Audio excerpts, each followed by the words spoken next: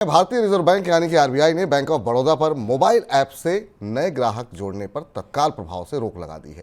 RBI ने कहा कि यह कार्रवाई मोबाइल ऐप पर ग्राहकों को जोड़ने के तरीके में पाई गई कुछ आशंकाओं के बाद की गई है। आरबीआई ने यह भी कहा कि बैंक को सुनिश्चित करने को यह भी कहा गया है कि बैंक के मौजूदा ग्राहकों को किसी निलंबन के कारण किसी तरह की कोई भी समस्या नहीं हो। सर, आखिर में किस तरह का क्या किया बैंक ऑफ बड़ौदा ने जिसकी वजह से ये एक्शन देखने को मिला और आगे क्या भविष्य दिखाई दे रहा है आपको? विपुल, ये बड़ी कार्रवाई है और भारत में किसी सरकारी बैंक के ऊपर, जो कि इतना प्रमुख बैंक हो, उस पर रिजर्व बैंक ने इस तरीके की कार्रवाई की है कि उसके ऐप पर नए सदस्यों को शामिल करने या ऐप के डाउनलोड पर इनरोलमेंट पर रोक लगा दी गई है। ये कार्रवाई बैंक ऑफ बड़ौदा के ऐप में और उसके साथ चल रहे कामकाज में कुछ गंभीर खामियों के कारण हुई है। ये भारत, अगर आप आकार के आधार पर देखें तो भारत का दूसरा सबसे बड़ा बैंक है। बैंक ऑफ बड़ौदा, आपको याद होगा जुलाई के महीने में इस साल ये खबर चर्चा में आई थी कि बैंक ऑफ बड़ौदा का जो नया ऐप है बॉब वर्ल्ड, उसमें कुछ गंभीर अनियमितताएं पाई गई हैं। बॉब वर्ल्ड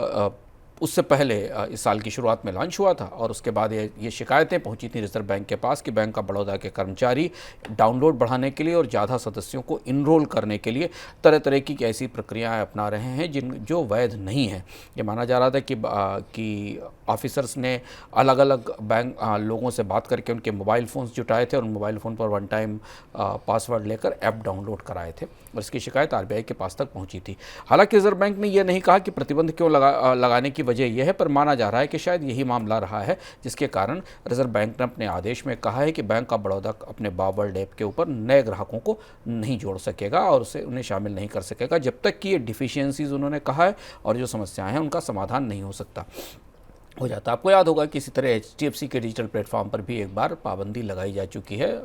आरबीआई की तरफ से, पर बैंक ऑफ बड़ौदा के लिए झटका काफ़ी बड़ा है और बैंक ऑफ बड़ौदा का स्टॉक भी बाजार में गिरा। 4% के आसपास की गिरावट विपुल थी बैंक ऑफ बड़ौदा के स्टॉक में, क्योंकि उसकी वजह यह है कि बैंक ऑफ बड़ौदा की करीब 98% सेविंग्स और 91% जो करंट अकाउंट हैं, रिटेल लोन हैं, पर्सनल लोन्स हैं, ये सब डिजिटली सोर्स किए जाते हैं और डिजिटल एक्सेस के कारण बैंक ऑफ बड़ौदा का बड़ा कारोबार इस ऐप से चलता है। बैंक ऑफ बड़ौदा का जो बॉब वर्ल्ड ऐप है उसमें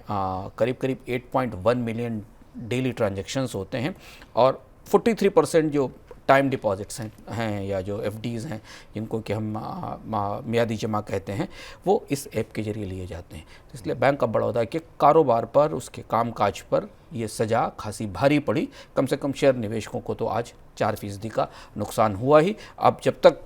रिजर्व बैंक के शर्तों का और नियमों का पालन नहीं हो जाता, बैंक ऑफ बड़ौदा इस सज़ा के दायरे में रहेगा। बैंक ऑफ बड़ौदा का ऐप बॉब वर्ल्ड इस सज़ा के दायरे में रहेगा।